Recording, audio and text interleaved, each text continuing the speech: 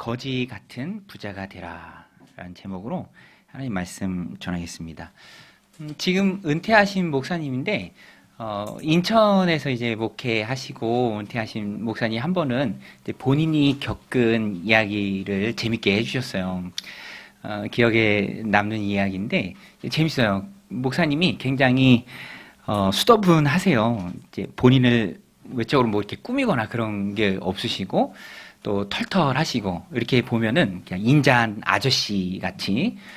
근데 이 목사님이 하루는 예배당 앞을 이렇게 쓰시는데 빗자루로 쓰는데 이제 어떤 전도사님이 온 거예요. 전도사님이 이제 노예 일도 맡아서 하시면 뭐 서류 갖고 도장 받으러 이렇게 오기도 합니다. 그런데 뭐 수도분 하시고 마당을 이렇게 쓰시니까 그죠? 빗자루 쓰니까 이제 목사님이 좀 몰랐던 거예요. 이제 교회 관리하시는 분인 줄 알고. 이 목사님 표현이 재밌어요. 그 어떤 전사님이 아주 양복을 그죠? 아주 트렌디하게 표현하시기를 물찬 제비처럼 이렇게 입고 오셨대요. 아주 그냥 아주 신세대답게. 근데 목사님인 줄 모르고 담임 목사님 어디 있는지 좀 아시냐 이렇게 묻더래요. 목사님도 장난기가 발동해서 저쪽으로 가보시라. 저쪽으로 가보시면 만나실 수 있을 거다. 그리고 이제 나중에 알게 된 거죠. 그러니까 이제 전사님이 몸둘 바를 모르고 굉장히 송구스럽게 생각하면서 그렇죠? 목사님인데 모르고 막 그랬으니까 얼마나 미안할까요? 근데 사람들이 이렇게 가지고 있는 그런 생각이 있어요. 저분은 목사님이 아닐 거다. 그렇죠? 뭐 간단한 예지만 자기가 그리는 그림이 있고 자기 생각이 있어요. 저도 우리 교회 카페에 성도님도 오시는데 이제 성도님들이 아닌 분들이 많이 오시죠. 또 그러다가 이렇게 대화해 보면 여기 목사님이십니까? 그래요. 그러면 놀란 표정을 지면서 왜 이렇게 젊으냐. 저는 제가 젊다고 생각한 적이 한 번도 없거든요. 제가 X세대입니다. 올해 44인데 근데 그분들의 생각에는 그거예요. 그렇죠? 머릿속에 그리는 목사님은 어르신. 그렇죠? 이제 머리도 좀 저보다 훨씬 더 희끗희끗하고 그런 어르신 목사님을 그리는데 뭐 본인 생각하기에 젊다고 생각한 분이 목사님이라고 하니까 이제 놀라는 거죠. 사람들마다 이렇게 편견과 선입견이 있어요. 근데 말씀을 보면 항상 우리의 편견과 선입견을 깹니다. 오늘 말씀을 통해서 우리가 깨야 할 것도 있어요. 누가 부자고 누가 거지인가? 저는 이 말씀을 보면서 하나님 말씀을 주시는데 10장에 여러 등장인물이 나옵니다. 마가복음 10장에. 근데 앞부분에 부자 청년이 나와요. 부자요, 청년이고 관원이면서 어렸을 때부터 율법을 잘 지킨 사람입니다. 뭐 우리가 볼 땐 세상적으로 볼 땐 금수저 아닙니까? 뭐 하나 부족함이 없는 사람이잖아요. 근데 이 사람에게는 정작 믿음이 없었어요. 그래서 예수님이 사랑하시며 제자로 초청했을 때 예수님께 등을 보여요. 재산이 많았기 때문에, 가진 게 많았기 때문에. 거기에 발목을 잡혀서 슬퍼하며 근심하고 등을 보이면서 돌아갑니다. 그 이후로는 그 청년이 어떻게 된지 모릅니다. 이름도 안 나와요. 이름도 성경에 기록되지도 않았고 그 이후로도 등장하지도 않고. 근데 오늘 본문에 보면은 바디메오, 거지입니다. 성경은 그를 거지라고 소개해요. 노숙자죠. 홈리스입니다. 그런데 아무것도 없는 거지인 것 같은데 하나님 나라의 관점에서 보면 그에게는 놀라운 믿음이 있었어요. 이 믿음이 그의 부족한 모든 것을 다 커버합니다. 믿음이. 그의 삶을 바꿔요. 영생의 형태를 바꿔놓습니다. 그러면 10장에 대비되는 이 두 인물을 통해서 과연 누가 부자고 누가 가난한 사람인가? 누가 거지인가? 우리의 가치관이 흔들리죠. 여러분, 성경적 관점에서 볼 땐 명확합니다. 거지가 부자예요. 믿음의 부자입니다. 영적인 부자예요.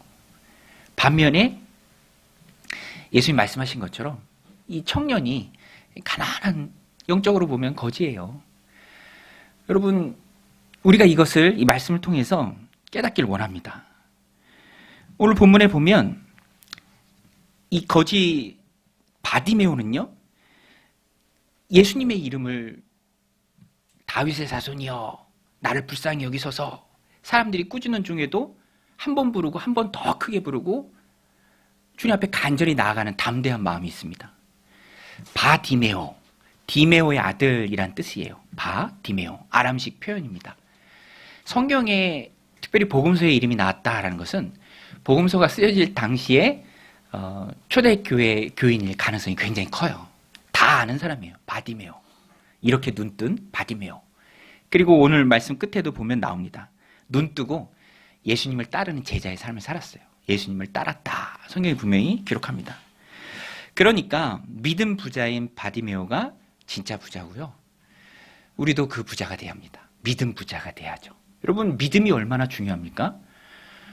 여러분, 믿음이요, 바디메오의 삶을 바꿔놔요. 여러분, 신앙생활 할 때도 믿음이 그 신앙생활의 질을 결정합니다. 믿음이 있느냐, 그렇지 않느냐. 오늘 본문 보세요. 바디메오가요, 믿음으로 다 돌파합니다. 보지 못하는 시각장애인이죠. 예수님 지나간다는 이야기를 듣고 소리를 지릅니다. 주변 사람들이 예수님 심기를 좀 걱정했던 것 같아요. 조용해라, 조용해라, 막 억눌러요. 그런데 바디메오는 거기에 순응하지 않습니다. 오히려 더 소리 질러요. 다윗의 자손 예수여, 나를 불쌍히 여기소서. 결국 예수님이 그를 오라 하시고 치료받습니다. 다시 보게 되죠. 그러니까 문제는 현실적이라 할지라도 그 문제를 해결하는 첫 번째 시작은 내 마음을 사로잡는 믿음이에요. 여러분, 오늘 우리의 마음이 무엇에 사로잡혔습니까? 10장이 대비하는 부자 청년은 재물의 마음이 빼앗겼어요. 그래서 예수님께 등을 보이고 맙니다. 여러분, 예수님께 등을 보인다라는 것은 정말로 영적으로 그에게 슬픈 일이에요. 예수님께 등을 보인다. 반면에 예수님을 향해서 큰 소리로 부르짖고 소리칠 수 있는 그 믿음이 바디메오의 마음을 사로잡고 있었기 때문에 마음으로부터 문제가 해결되고 현실적인 문제도 해결되죠. 그래서 마음이 중요합니다. 마음. 상황을 돌파하는 능력은 믿음입니다. 여러분, 우리 한번 따라할게요. 믿음이 상황을 이긴다. 여러분, 믿으십니까? 믿음이 상황을 이겨요. 어려운 상황을 믿음이 극복해냅니다. 엘리야도요, 열왕기상 말씀 묵상하다 보면 정말 믿음이 커요. 과부에게로 가라. 이 기근이 들었을 때, 그리고 그에게 가서 음식을 청해요. 주님께서 말씀하십니다. 하나님께서 과부를 통해서 네가 도움을 받을 것이다. 그런데 홀로 된 여인은 어려운 사람이잖아요. 그 사람을 통해서 무슨 도움을 얻을 수 있겠습니까? 그런데 하나님의 말씀을 믿고 발걸음을 걷습니다. 현장으로 옮겨요. 그리고 과부를 만나요. 그런데 그 홀로 된 여인은, 그 과부는 먹을 게 없어요. 가루 한 줌, 기름 조금, 떡 하나 해먹고 빵 하나 해먹고 같이 있는 아들과 죽을 작정이었습니다. 그런데도 그 안에 믿음이 가득한 엘리야는 담대하게 외쳐요. 나한테 먼저 빵을 가져오라, 공개하라. 내가 먼저다. 그거 먹고 죽으려는 사람한테도 담대하게 말할 수 있는 그 힘이 마음의 믿음이었고요. 그리고 놀라운 기적을 경험합니다. 상황이 어려운 게 아니라 믿음이 그 상황을, 어려운 상황을 극복하게 합니다. 오늘 본문에도 보면 계속 조용히 하라 했을 때도 그것을 뚫고 나가는 믿음이 바디메오에게 있었고요. 또 내 발목을 잡고 있는 것들도 쉽게 포기할 수 있습니다. 부자 청년 믿음이 없으니까 주님께서 마음의 문제를 지적하셨을 때 그 돈을 극복하지 못해요. 그런데 오늘 본문에 보면 바디메오는요, 겉옷을 버리고 달려나갈 때 겉옷이 짐이 되었던 것 같아요. 예수님 오라고 했을 때 빨리 가는데 짐이 되었던 그 겉옷도 버리고 갑니다. 50절에 보면 맹인이 겉옷을 내버리고 뛰어 일어나 예수께 나아오거늘. 겉옷은요, 노숙자한테 전재산입니다. 그 추위를 피하고 밤에는 이불도 됩니다. 그러니까 너무너무 소중한 거죠. 일반적인 사람들한테 소중한데 이 바디메오에게는 너무너무 귀한 전재산이죠. 그렇지만 머릿속에서 가치의 판단이 금방 이루어지고 그것을 내버리고 주님께로 달려나가죠. 소중한 걸 포기할 수 있는 능력이 어디서 옵니까? 믿음에서 와요. 믿음에서 옵니다. 주님 기뻐하시는 그 길을, 회복의 길을, 변화의 길을 걸어갈 수 있는 믿음이 바디메오 안에 있었습니다. 믿음의 반대편은요, 미련이죠. 미련이 있으면 거기에 붙잡혀서 앞으로 못 나가는 거예요. 그래서 우리는 믿음을 가져야 합니다. 여러분, 이 땅에서 우리가 살아갈 때 우리가 하나님 앞에 부여하게 되는 믿음이 가장 소중합니다. 믿음이 세상을 이깁니다. 그래서 우리는 믿음을 꼭 붙들어야 돼요. 우리가 그러면 어떻게 믿음을 가질 수 있는가? 이제 거기에 좀 초점을 맞춰서 이 말씀을 좀 함께 살펴보고자 합니다. 오늘 바디메오에게서 우리가 배웁니다. 그가 믿음으로 주님 앞에 나아갈 수 있었던 이유는, 이 바디메오의 삶을 이렇게 묵상해 보면은요, 믿음이 있었기 때문에 이렇게 해요. 그런데 어떤 부분을 이렇게 돋보기처럼 들여다보면 이런 모습이 있었기 때문에 그가 믿음을 가질 수 있었다 하는 게 있습니다. 오늘 본문에 두 가지가 나와요. 그 두 가지 중에 첫 번째가, 바디메오는요, 의지할 게 없었어요. 거지잖아요. 우리가 기억해야 합니다. 바디메오는 하나님 앞에 불쌍한 사람이었습니다. 그래서 주님을 부를 때 그가 두 번 연거푸 외쳤던 거는, 핵심은 그거예요. 나를 불쌍히 여겨주세요. 나를 불쌍히 여겨주세요. 여러분, 믿음을 원하십니까? 믿음을 하나님이 주세요. 내가 이렇게 막 찍어내는 게 아닙니다. 내가 벌듯이 어디서 얻는 게 아니에요. 주시는 분이 하나님이세요. 여러분, 하나님이 믿음을 주시는 줄로 믿습니다. 그 믿음을 얻기를 원하십니까? 믿음이 세상을 이기는데 그 믿음은 우리가 가난한 마음이 되어야 돼요. 의지할 게 너무 있으면 믿음이 안 생겨. 아니, 뭐 하나님까지 찾아옵니까? 안 그래도 편한데. 예수님 말씀하시잖아요. 부자가 하나님 나라에 들어가기가 얼마나 어려운지, 낙타가 바늘귀로 들어가는 게 차라리 더 쉽다. 의지할 게 많으면 안 나옵니다. 하나님에 대해서 가난한 자가 될 수밖에 없어요. 심령이 가난한 자가 천국을 소유하는 줄로 믿습니다. 우리는 가난해야 돼요. 여러분, 우리의 심령이 가난해야 더 주님을 의지하고, 주님밖에 없습니다. 주님 찾아 나오고, 한나가 그랬잖아요. 다른 아내 분인나가 당시에는 아이가 귀했잖아요. 지금하고 다릅니다. 당시의 자녀는 전통 안에 가득한 화살이에요. 너무너무 귀합니다. 축복의 상징이에요. 많으면 많을수록 좋은 거예요. 근데 자식이 없어요. 분인나가 얼마나 상처 줍니까? 그렇죠? 말끝마다 막 애도 없는 게, 애도 못 낳는 주제. 그게 상처가 되잖아요.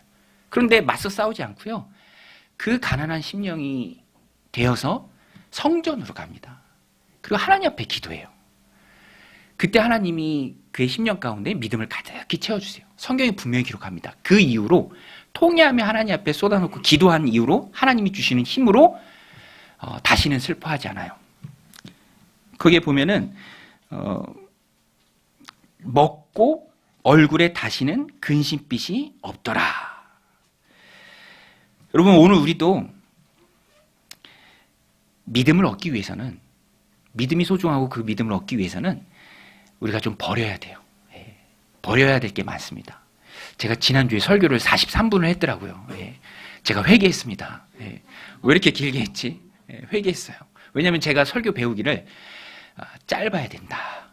짧으면 은혜 받는다.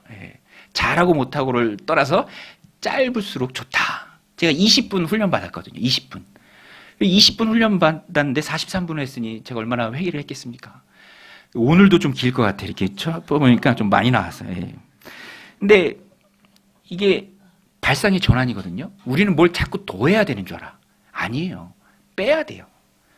더하는 게 문제가 아니라 덜어내는 게 문제입니다. 의지할 게 너무 많으면 안 돼요.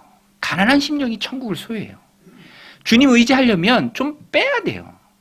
덜어내야 돼요. 영적인 다이어트를 해야 됩니다. 가진 게 없어야 돼요. 그래야 주님 의지하잖아요. 가난한 심령이 되잖아요. 이 바디메오는 가진 게 없었습니다. 그러나 진짜 부자가 되었죠. 그래서 긍휼히 여김을 받을 사람이었고 상태였고, 마침 또 긍휼히 여겨주시는 주님이 긍휼히 여겨주셨죠. 47절 48절 우리 같이 한번 읽겠습니다. 시작. 나사렛 예수시란 말을 듣고 소리 질러 이르되 다윗의 자손 예수여 나를 불쌍히 여기소서 하거늘 많은 사람이 꾸짖어 잠잠하라 하되 그가 더욱 크게 소리질러 이르되 다윗의 자손이여 나를 불쌍히 여기소서 하는지라. 다윗의 자손이여 나를 불쌍히 여기소서. 예, 우리 한번 따라하겠습니다. 하나님 날 불쌍히 여겨주세요. 예, 여러분 긍휼은 찬스인 줄로 믿습니다. 우리 안에 믿음이 쫙 들어와서 채워줄 귀한 찬스예요. 긍휼의 상황 가운데로 하나님이 혹시 이끄셨습니까? 여러분들 불쌍히 여김 받을 환경 속에 있나요? 여러분 영적인 귀한 찬스인 줄로 믿습니다. 저도 그래서요. 내가 내 스스로 볼 때 참 긍휼이 여겨진다라고 느낄 때가 있어요. 그러면 같이 드는 마음이 뭐냐면 감사해요. 예수님도 말씀하시잖아요. 너희가 내 이름 때문에 세상에서 박해를 당하면 기뻐해라. 하늘에서 너희가 받을 상이 크다. 모든 제자들이 성경을 기록하면서 이것을 말합니다. 베드로 전설을 제가 지금 묵상하고 있는데 베드로도 똑같이 얘기해요. 믿음의 시련을 당할 때 기뻐해라.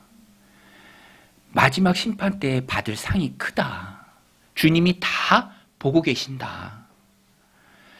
여러분 긍휼의 상황 속에서 우리는 하나님께 영광을 돌리고 기뻐하며 즐거워하며 그 상황을 누려야 됩니다. 하나님이 이런 불쌍한 상황을 내게 주셨구나. 믿음 주시려나 보다. 더 단단해지게 세우시려나 보다. 저도 이렇게 교회 사역하면서 우리 목장 또 성경 공부, 우리 예배 이게 굉장히 중요한 축이거든요. 삼각형의 축입니다. 그래서 되도록 성도님들이 많이 참여하길 원하죠. 그래서 막 문자도 보내고 또 그럴 때 이 기쁨이 있어요. 오늘 못 갈 것 같은데 마침 근무가 바뀌어서 갈 수 있어요. 그럼 뭐 덜 뛸 듯이 기쁘고 또 성도님들 어떤 문제가 있는데 그게 해결됐어요. 그러면 더없이 즐겁고 내가 주님처럼 아주 작은 거지만 그래도 낮은 자리에서 꼼꼼히 챙기고 섬기려고 할 때 주님 주시는 은혜가 있고요. 그 가난한 심령의 마음 가운데 하나님 붙들어 주시는 은혜가 있습니다. 그래서 우리는요, 가난해지고 또 긍휼히 여김을 받을 수 있을 때까지 내가 내려가는 그 상황을 오히려 기뻐하고 즐겁게 받아야 돼요. 제가 금요일 날 우리 이제 목장 모임 하는데 뭐 갖고 올 게 있어서 교회 카페에 잠깐 왔는데 마침 우리 전사님이 쌀을 씻고 있더라고요. 우리 교회는 전도사님이 쌀을 씻는 교회예요. 그죠? 그래서 교회를 잘 만났는지 잘못 만났는지 모르겠지만 아무튼 그 손으로 쌀을 씻고 우리 청년들 식사를 이렇게 섬겨요. 참 되게 귀한 모습으로 보이고 되게 감사하더라고요. 하나님이 복 주실 줄로 믿습니다. 제가 주는 복은 아니고 하나님이 복 주실 줄로 믿습니다. 낮아지면, 섬기면, 마음이 가난하면, 심령이 가난하면 바디메오가 그걸 보여주는 거예요. 주님, 나 못 봅니다. 나 거지입니다. 주님 은혜 아니면 난 안 됩니다. 가난한 심령으로 주님 앞에 나아가잖아요. 그리고 그 믿음이 그를 바꿔놓습니다. 삶을 바꿔놓고요. 또 영혼을 바꿔놓습니다. 그러니까 진짜 부자는 가난한 심령을 가졌던 바디메오예요. 오늘 우리도 그래서 주님 앞에 가난해져야 합니다. 여러분 세상은요 냉정해요. 그거 아세요? 세상은 굉장히 냉정합니다. 저희 막내도 어제 보니까 애가 시무룩해. 보니까 별일 아닌데 거절을 몇 번 당했더라고. 누구야 놀자 했는데 바빠서 못 놀아. 그래서 거절당하고 또 누구야 놀자 했는데 안 돼, 못 놀아 해서 거절당하고. 시무룩해요. 여러분 세상은요 꼼꼼히 따져요. 조건에 안 맞으면 바로 리젯, 거절입니다. 그런데 너무너무 감사한 것은 우리 주님은 긍휼의 마음이 풍성하신 분이에요. 주님이 불쌍히 여겨주시면 복음서 보세요. 그 다음에 반드시 기적이 따라옵니다. 바빠도 멈추세요. 바디메오를 부르십니다. 그를 긍휼히 여겨주세요. 긍휼과 긍휼이 만날 때 놀라운 기적의 역사가 일어나는 거예요. 주님은 긍휼히 여기시는 분이고요. 오늘 우리가 긍휼이 되어야 합니다. 뭐 그렇다 그래서 다 모든 걸 포기하는 게 아니라 마음의 긍휼, 긍휼한 마음 이것을 가지고 주님 앞에 나아가야 합니다. 여러분, 우리가 긍휼할 때 주님께서 우리에게 큰 믿음 허락하실 줄로 믿습니다. 또 한 가지 오늘 본문에서 우리가 바디메오를 통해서 배우는 것은 믿음에 충만한 사람이 돼서 세상을 이기기 위해서는 우리가 예수님을 향해서 바른 믿음을 갖는 게 중요해요. 예수님을 바로 믿는 거. 이 역시 47절, 48절에 나오는 말씀인데요.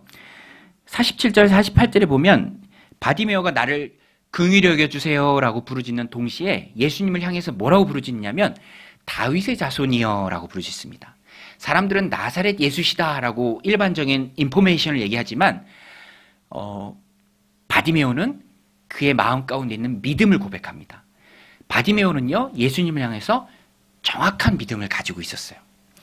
여러분, 정확한 믿음을 가지고 주님 앞에 나아갈 때 정확한 통로를 통해서 주님께서 우리에게 믿음을 또 많이 채워주십니다. 그래서 주님을 바로 믿는 게, 정확하게 믿는 게 중요해요. 바디메오가 예수님을 향해서 다윗의 자손이여, 다윗의 자손 예수여 라고 부른 것은 그가 예수님을 메시아로 정확하게 알고 있는 거예요. 다윗의 자손 메시아. 히브리어로 메시아고요. 그리스어로 그리스도입니다. 예수님을 향한 정확한 믿음을 바디메오는 가지고 있었습니다. 성령님께서 그에게 알려주신 거예요. 우리 47절, 48절 우리 같이 한번 읽겠습니다. 시작. 나사렛 예수시란 말을 듣고 소리질러 이르되 다윗의 자손 예수여 나를 불쌍히 여기소서 하거늘 많은 사람이 꾸짖어 잠잠하라 하되 그가 더욱 크게 소리질러 이르시되 다윗의 자손이여 나를 불쌍히 여기소서 하는지라. 여러분, 예수님은 다윗의 자손 그리스도이신 줄로 믿습니다. 이것을 알게 하시는 분은 하나님이세요. 베드로가 마태복음 16장 16절에서 고백하죠. 주는 그리스도시요 살아계신 하나님의 아들이십니다. 이 믿음을 고백할 때 예수님께서 말씀하세요. 이것을 너에게 알게 하신 분은 하늘에 계신 내 아버지시다. 예수께서 대답하시되 바요나 시몬아 내가 복이 있도다. 이를 내게 알게 한 이는 혈육이 아니요 하늘에 계신 내 아버지시니라. 여러분, 저는 말씀을 준비하면서 우리 공동체에 주시는 하나님의 말씀, 이 핵심이다. 우리가 바로 믿는 게 중요합니다. 어떻게 바로 믿을 수 있습니까? 하나님께서 우리에게 깨닫게 해주셔야 돼요. 성령님이 우리 안에 내주하십니다. 그 성령님이 밝히 비춰주셔야 돼요. 그것을 신학 용어로 성령의 조명이라고 말합니다. 성령의 조명. 그렇지 않고는 성령의 조명하심이 없으면 못 봐요. 분명히 있지만 못 봐요. 깨닫질 못합니다. 그리고 나름대로 바꿔요. 신앙을 왜곡합니다. 여러분, 지금도 가나안 성도라고 아시죠? 가나안 성도. 안 나가. 교회 안 나가는 성도들이 목회 데이터 연구소 자료에 보면은 점점 많아지고 높아집니다. 아니, 예수님이 교회의 몸이시고 교회의 머리 되시고 교회를 위해 생명을 바치셨는데 교회를 사랑하지 않고 교회를 안 나가? 못 봐요. 아무리 얘기해도 못 봐요. 제 주변에도 여러분 계신데 그렇게 계시면 안 됩니다. 교회를 사랑하는 게 주님을 사랑하는 거예요. 교회를 안 나가면서 신앙생활 유지할 수 없어요. 못 봅니다. 다 닫혀 있어요. 성령의 조명하심이 있어야 돼요. 하나님이 바꿔주셔야 되죠. 그런 요소들이 우리 안에도 있을 수 있어요. 저도 목회자지만 내가 항상 옳은가? 여기에 대해서는 항상 의문 부호가 붙습니다. 그리고 더 하나님 의지하면서 기도해요. 성령님 깨닫게 해주옵소서. 여러분, 신앙은 배우는 거예요. 여러분, 신앙은 배우는 것인 줄로 믿습니다. 배워야 돼요. 혼자서 산속에 들어가서 하는 게 신앙생활이 아니에요. 우리가 하나님과의 관계도 중요하지만 이웃과의 관계가 너무너무 중요합니다. 공동체에 소속되는 게 너무너무 중요해요. 공동체로 하나님이 부르셨고요. 공동체를 향한 하나님의 뜻이 있고요. 그래서 내가 중요합니다. 제가 중요해요. 여러분들에게. 하나님의 말씀 받아서 전해줘야 되잖아요. 신앙은 배우는 거예요. 저희 막내랑 제가 요새 인라인 스케이트 타고 있거든요. 쓰레기 버리는데 누군가 인라인 스케이트를 이렇게 아주 잘 정리해서 내놨더라고. 지나가려는데 막 불러, 인라인 스케이트가. 날 가져가. 왜냐면 막내가 계속 인라인 노래를 불렀거든요. 그거 집에 가서 이렇게 신겨주는데 발에 딱 맞아. 그 순간 얼마나 기쁘던지.